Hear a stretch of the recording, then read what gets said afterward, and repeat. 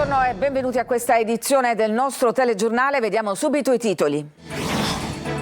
È il giorno dell'allerta rossa, adesso il ciclone Harry fa paura, ma il peggio arriverà nelle prossime ore. In arrivo venti di burrasca, forti mareggiate, piogge e temporali di forte intensità. Per il maltempo, scuole e università chiuse, sono 190 le persone evacuate nelle zone a rischio, soprattutto ad Acireale e nel Siracusano, sgomberata una RSA Giampilieri nel Messinese. Situazione critica a Messina con l'invito a lasciare le abitazioni più vicine al litorale, danni a San Leone, frazione balneare di Agrigento. E la cronaca a Catania, una neonata di 5 mesi salvata dalla zia quindicenne. La madre è stata fermata appena in tempo dai carabinieri mentre tentava di soffocare la bambina. La Procura di Palermo chiede rinvio a giudizio dell'ex avvocato Antonio Messina, accusato di aver gestito le entrate della famiglia mafiosa di Campobello di Mazara, garantendo sostegno a Matteo Messina Denaro. Calcio al Palermo, bastano 11 secondi per archiviare la pratica Spezia. Segre realizza il gol più veloce della storia rosanero e regala alla squadra di Inzaghi 3 punti d'oro. In Serie C, prova di forza del Catania sul campo del Monopoli, i rossazzurri vincono in rimonta e riagganciano il Benevento in testa alla classifica. Decisivo il gol di Caturano nel finale.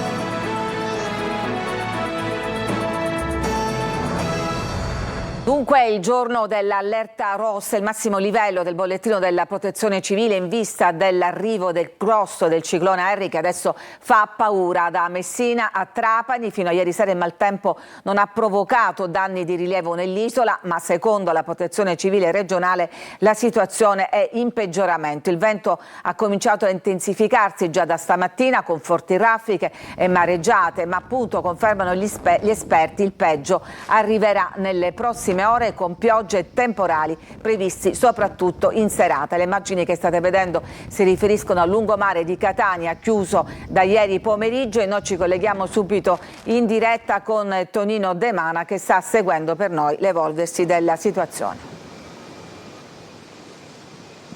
Sì, buongiorno Lorena, situazione in netto e progressivo peggioramento, lo dice il bollettino della Protezione Civile, e lo vediamo anche noi, perché nel giro di 2 ore il vento è aumentato, la pioggia pure, e il moto ondoso è andato sempre più con il mare ad increspare. Praticamente il lungomare per fortuna è interdetto, passano soltanto mezzi di soccorso, abbiamo visto passare ai mezzi anfibi in maniera preventiva quelli dei Vigili del Fuoco che si stanno posizionando ad Ognina, Protezione Civile, lungomare e Vigili del Fuoco. La situazione al momento è sotto controllo, anche se abbiamo ricevuto poc'anzi il report dei Vigili del Fuoco che dice che ci sono 46 interventi espletati, 6 in corso, Catania fa la patrona con 15 interventi, Adrano 4, 2 persone sono state soccorse, una a Pedara e una a Camporotondo e Teneo, si tratta di persone che erano rimaste impantanate con l'auto.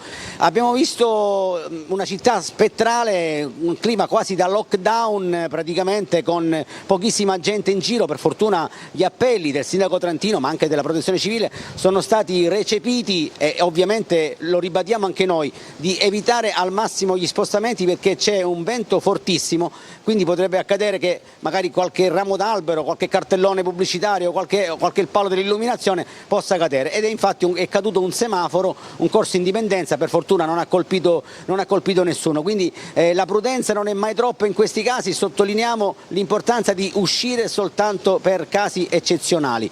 Il maltempo, abbiamo visto, sta aumentando, il picco è previsto per le 4 o le 5 e intanto aumenta sempre più il vento, stimato in circa 90-100 km/h. Siamo noi distanti dal lungomare, dalla ringhiera del lungomare, 40 metri circa, e gli schizzi a volte arrivano anche da noi con il nostro operatore Gaetano Iudica, costretto a pulire sistematicamente l'obiettivo per evitare tutta la salsedine. Se non ci sono domande, Lorena, io ti restituisco la linea. No, grazie Tonino De Mana. Abbiamo visto fra l'altro nella carrellata delle immagini sul lungomare diversi alberi abbattuti, e ribadiamo appunto l'invito lanciato ieri dal capo della Protezione Civile Salvo Cocina: prudenza assoluta e non avvicinarsi al mare, ma proprio per salvaguardare la sicurezza dei cittadini e ridurre al minimo i rischi diversi alle ordinanze di chiusura. Sentiamo Adelaide Barbagallo. Niente lezioni negli istituti pubblici e in quelli privati, lo stabilisce per l'allerta meteo un'ordinanza il sindaco trantino con la quale dispone misure urgenti e straordinarie, valide sino alla mezzanotte con l'obiettivo di fare evitare spostamenti ai cittadini. Anche lo storico Giardino Bellini resterà chiuso assieme a tutti i parchi comunali, cimiteri e gli impianti sportivi. Sospese le visite ai musei, chiuse le biblioteche, niente bancarelle nei mercati rionali e in quelli storici, Pescherie e Piazza Carlo Alberto. Serrande abbassate nei negozi, è prevista la chiusura di tutte le attività commerciali ad esclusione di quelle di pubblica necessità e la sospensione di manifestazioni ed eventi di qualsiasi natura programmati sul territorio cittadino. Una Catania che vuole premunirsi dai rischi che possono derivare da allagamenti, frane, mareggiate e altri pericoli legati al maltempo. Niente udienze al tribunale, sospese le lezioni anche all'università. In allerta l'Arnas Garibaldi di Catania che ha istituito una task force dedicata all'emergenza con l'obiettivo di monitorare la situazione e prevenire eventuali disagi nell'accesso alle strutture sanitarie degli ospedali.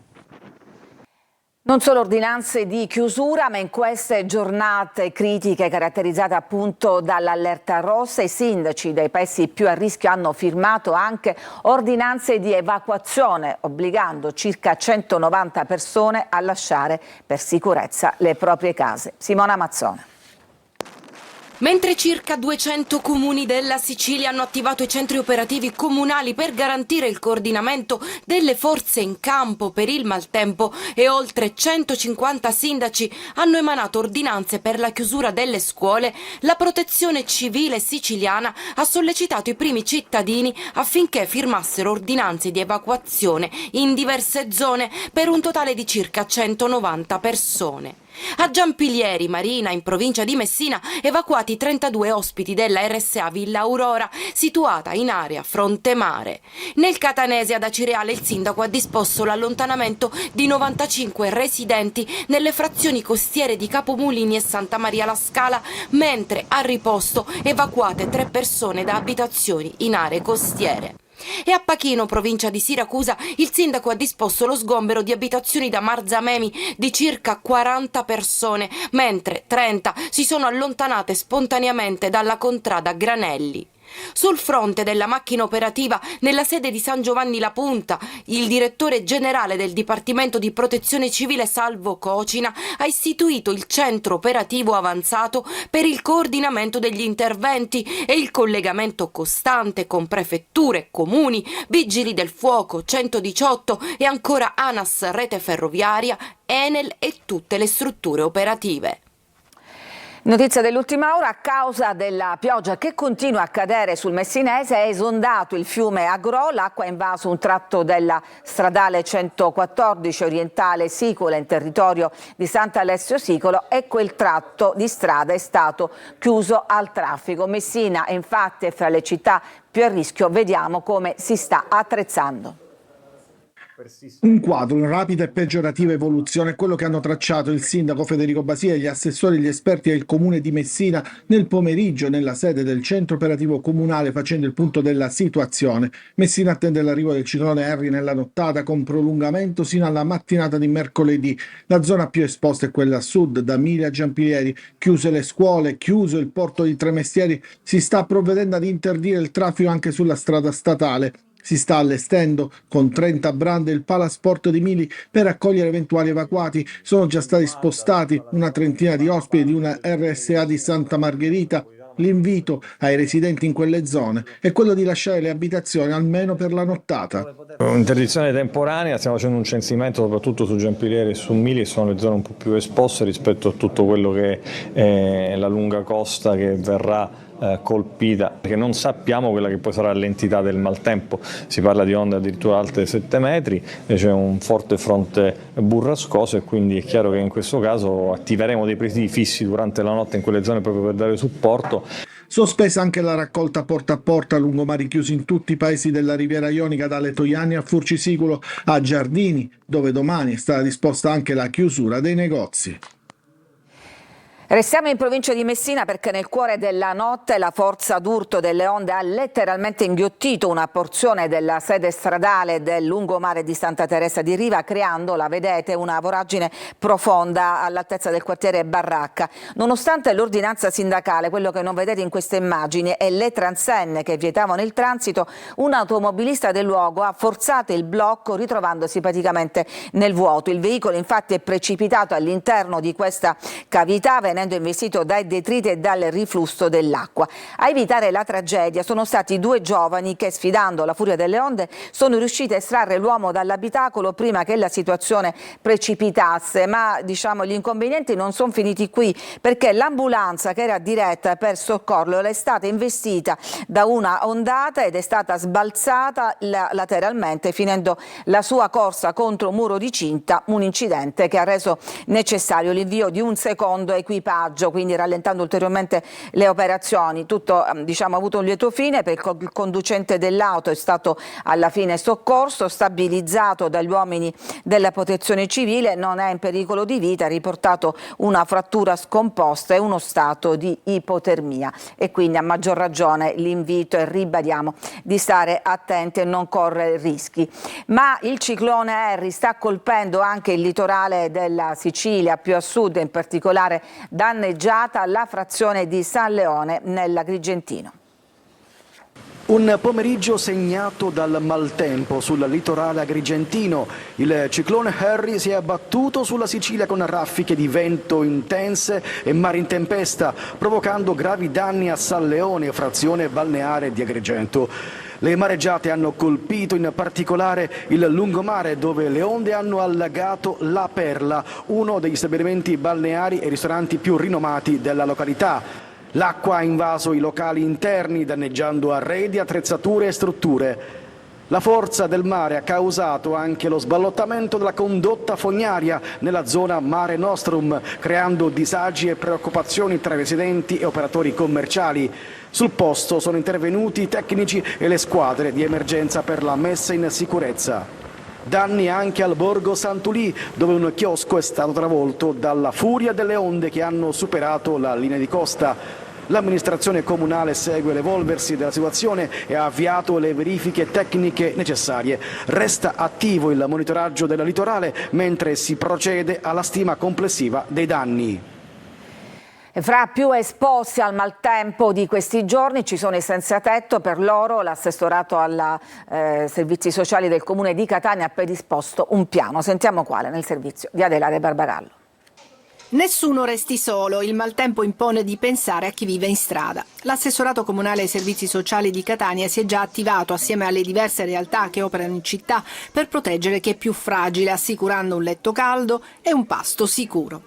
Diversi luoghi dove trovare riparo. Nella struttura di via Eredia ci sono 50 posti letto a disposizione di chi ne ha bisogno, 30 sono in via Stazione e poi c'è il padiglione C2 delle Ciminiere. Caritas, Sant'Egidio, Croce Rossa, tutte le associazioni volontari sono mobilitati per raggiungere e sensibilizzare i senza fissa dimora. Stiamo sensibilizzando ovviamente i senza tetto a venire presso i nostri locali. Ovviamente sono le unità di strada, l'associazione Mosaico, ma anche il camper solidale che, come avete visto negli ultimi giorni, abbiamo messo a disposizione. Quindi ovviamente tutti gli operatori che lavorano con il Comune di Catania sono su strada al momento per cercare di convincere tutte quante le persone per poter essere ricoverate al sicuro. L'assessore ha messo a disposizione anche il suo numero di cellulare in modo da poter ricevere eventuali segnalazioni. Per quanto riguarda l'unità di strada ci dice che più o meno una ventina di persone saranno disponibili a venire, già qualcuno si sta recando. Siamo alla cronaca. I finanziari del Comando Provinciale di Messina hanno scoperto una frode con ricavi non dichiarati al fisco per oltre 8 milioni di euro da parte di una ditta e di una società di capitali con sede a Patti, in provincia di Messina, società amministrate da una cittadina di nazionalità cinese. Le società di commercio al dettaglio emettevano scontrini falsi, stampati volutamente con errori ortografici e privi delle informazioni previste dalla normativa fiscale. In questo modo modo si riusciva a tenere da una parte traccia degli incassi giornalieri, omettendo però di comunicare ai sistemi dell'Agenzia delle Entrate una considerevole parte dei ricavi complessivi, sequestrati beni per circa 4,5 milioni di euro. Ci fermiamo, c'è ancora una pausa, torniamo tra poco con altre notizie, fra l'altro quella della bimba di appena 5 mesi salvata grazie al coraggio di una zia quindicenne.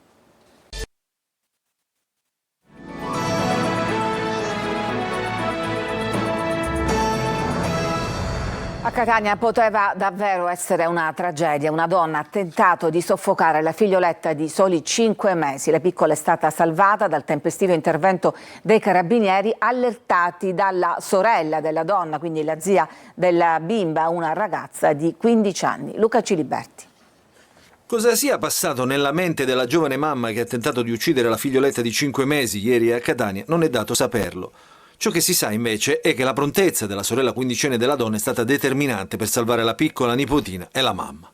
Infatti, domenica pomeriggio, la donna di 20 anni originaria del Bangladesh con la sua bambina vive all'ultimo piano di una palazzina di via Playa nella zona del porto di Catania. Al piano basso abitano i genitori con la ragazzina di 15 anni che riceve improvvisamente un SMS dalla sorella. Vivrò, morirò premendo il cuscino, morirò anch'io. State bene ragazzi. Così recitava il messaggio. La quindicenne capisce tutto, capisce che qualcosa non va, corre sopra per capire che succede e trova la donna chiusa a chiave nella stanza con la nipotina. Bussa, prova a entrare, ma nulla da fare. Spaventata chiama il 112, in pochi minuti i carabinieri entrano in casa, forzano la porta della stanza e trovano la mamma che tenta di soffocare la bimba con un cuscino. Sono stati gli stessi militari dell'Arma nell'immediato a rianimare la piccolina con un massaggio cardiaco. Poi la corsa al vicino ospedale San Marco di Librino, dove la bimba è stata ricoverata nel reparto pediatria per accertamenti, ma non è in pericolo di vita. La madre invece è stata sottoposta a trattamento sanitario obbligatorio, una misura prevista nei casi in cui sia necessario un intervento urgente di cura e tutela, ed è stata ricoverata nel reparto di psichiatria per l'avvio delle cure e degli accertamenti specialistici. Sul caso è stata aperta un'inchiesta della Procura di Catania coordinata dalla PM Tiziana Laudeni. Gli investigatori dovranno chiarire i contorni di questa vicenda, a cominciare proprio dall'assenza del padre che da giorni si era allontanato volontariamente da casa. Una donna di origine marocchina ha mandato il marito all'ospedale per le botte, ma lui ha provato a coprirla fino all'ultimo. Veronica Barbarino. Aveva raccontato di essere caduto dalle scale, ma i sanitari non hanno creduto a questa versione, così hanno allertato le forze dell'ordine. Ha infatti 2 costole fratturate, gravi ferite al volto, alla testa e un polmone perforato. Il 51enne è ricoverato d'urgenza al pronto soccorso di Modica qualche giorno fa.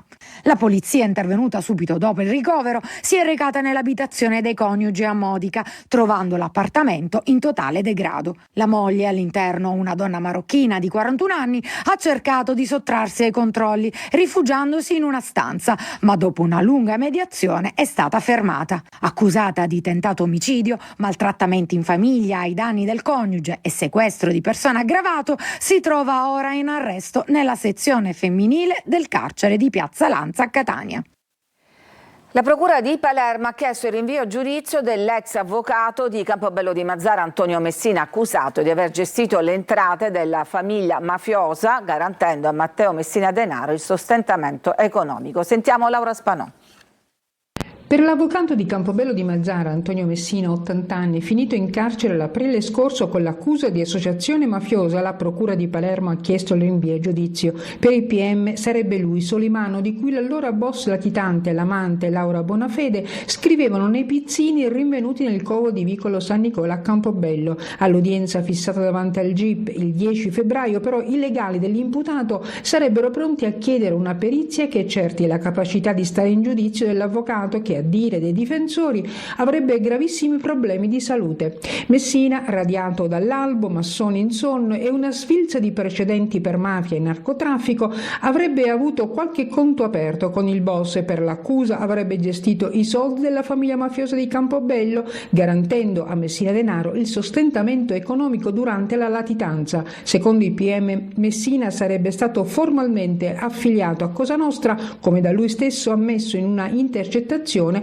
su proposta del boss Leoluca Bagarelle. Avrebbe frequentato e fatto affari con gli esponenti mafiosi più importanti del trapanese dell'ultimo ventennio. Si dice però che a un certo punto l'idillio con il capomafia di Castelvetrano venne meno. Nei pizzini tra il boss e Laura Bonafede i due non risparmiavano critiche a Solimano per essere venuto meno ai patti. Ci ha distrutto, scriveva la Bonafede in un pizzino inviato al boss. A Palermo rubato il pulmino dei ragazzi disabili di un'associazione, Lab 360, un centro aggregativo multifunzionale. Con quel pulmino, dicono i responsabili, i bambini e i ragazzi potevano uscire, svolgere attività all'esterno, insomma vivere esperienze che per loro rappresentano conquiste enormi e a cui adesso devono rinunciare.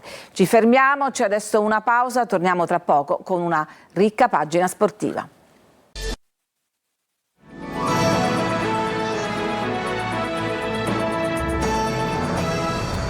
E siamo allo sport. Al Palermo bastano 11 secondi per battere lo Spezia 1-0. Segre realizza il gol più veloce della storia rosanero. Marco Gullà. Il Palermo batte lo Spezia 1-0 e lo fa con questo gol di Segre realizzato dopo 11 secondi. È il gol più veloce della storia rosanero, un gol magistralmente confezionato grazie all'assist di Poyampalo e alla stoccata del centrocampista.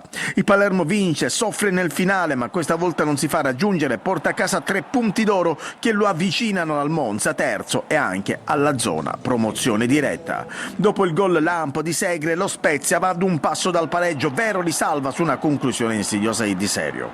Il Palermo ha pieno controllo del match, Palumbo sfiora il raddoppio ma viene anticipato di un soffio dall'ex Mateu. La gara è vibrante, il Palermo gioca meglio ma lo Spezia fa paura quando avanza. Ad avvio ripresa Inzaghi dalla tribuna ordina 2 cambi, fuori Veroli e Giasi, dentro Ceccaroni e Leduaron. Il copione della gara non cambia, i padroni di casa provano a comandare il gioco, gli ospiti tendono ad agire in ripartenza. Annullato giustamente un gol allo Spezia, poi Leduaron battezza la traversa con questo colpo di testa. Sugli sviluppi dell'angolo successivo palo, sempre di testa, di Bani. Minuti finali, lo Spezia attacca alla ricerca del pareggio, ci prova Artistico, ma questa volta il palo salva il Palermo. È il quinto successo di fila ottenuto al Barbera. È chiaro che insomma, il secondo tempo con quel palo e quella traversa potevamo chiuderla e poi purtroppo lasciandola aperta siamo andati un po' in sofferenza negli ultimi minuti, ricordando anche la partita precedente, però sono molto contento, insomma diamo continuità ai nostri risultati, non abbiamo preso gol per la quinta volta in casa, complimenti ai ragazzi e questa è la strada giusta. Il Catania per la prima volta vince in rimonta, come era successo con la Cavese, e trionfa nel finale a Monopoli. Finisce 2-1, un altro segnale di forza in una partita per certi versi complicata. Marco Quarli. Come con la Cavese, da mai a quasi sempre. Il Catania vince ancora nel finale, in questo caso lo fa rimontando, prima volta nella stagione. Considerazioni identiche a una settimana fa. L'organico a disposizione di Toscano è forte, fortissimo per la Serie C, anche se col Monopoli c'erano defezioni importanti. Considerazioni diverse. Il successo questa volta è arrivato in trasferta, dopo una partita molto complicata, soprattutto nel primo tempo. Il che vale anche come segnale. Queste partite non sempre si pareggiano, raramente si vincono, e invece il Catania porta a casa i 3 punti. Con questo spirito, con questo coinvolgimento totale da parte di tutto l'organico riesce a vincere queste partite difficili. Per me è stato fatto un secondo tempo di grande carattere, di grande qualità. Soprattutto nei primi 25 minuti molto meglio il Monopoli, che sfiora il gol. La ripresa vede l'1-0 dei pugliesi con Tirelli. Il vantaggio è meritato. Toscano cambia tutto, in attacco e sull'esterno sinistro, con Lunetta al posto di Donnarumma. Formazione più propositiva e dopo le difficoltà finale netto crescendo. Casasola segna la sua prima rete in campionato e pareggia all'80°. Nel recupero ecco Caturano, secondo gol in 2 partite e 3 punti d'oro oltre alla vetta in coabitazione conservata. Sul mercato, dopo Miceli, un altro difensore, il nome che circola è quello di Rigione, e poi il centrocampista. Intanto il colpo più importante del mercato estivo è tornato protagonista. Ora va tutto alla grande, fisicamente ti senti bene perché fai gol, entri, fai gol al 90°, al 95°, quindi Oggi è tutto bello.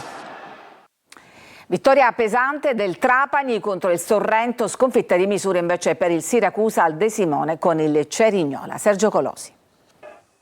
Immenso cuore granata. Il Trapani chiude una delle settimane più complicate della sua tormentata stagione con un 4-0 sul Sorrento, che al provinciale non dà seguito alle speranze di avvicinarsi alla zona play-off. La squadra di Aronica continua a perdere pezzi, ma sul campo la risposta è buona. Gli inserimenti dei difensori Kirwan e Salines sono vincenti. Galeotti insuperabile. Il Sorrento colpisce anche due legni, il destro dal limite di Canotto e la seconda rete di Stauschuk con la maglia del Trapani confezionano il 4-0 finale. Al 17° partita sospesa per 8 minuti per la contestazione al presidente Antonini. Tra società e tifosi rottura definitiva e insanabile. Secondo KO consecutivo per il Siracusa, prima sfortunato e poi ingenuo contro l'audace Cerignola, che consolida il 7° posto. Dopo un primo tempo equilibrato, nella ripresa gli azzurri partono bene e creano occasioni con Puzzone e Limonelli. I pugliesi si salvano e nel finale chapeau la frana su Vitale con Gambale che trasforma in rigore. Siracusa sconfitto in casa dopo 6 risultati utili consecutivi al De Simone. Per la salvezza servono rinforzi. Da Latina potrebbe arrivare l'esterno Orazio Pannitteri. È tutto per questa edizione, vi lascio adesso alla rassegna stampa, ulteriori aggiornamenti sul maltempo nelle prossime edizioni. Una buona giornata.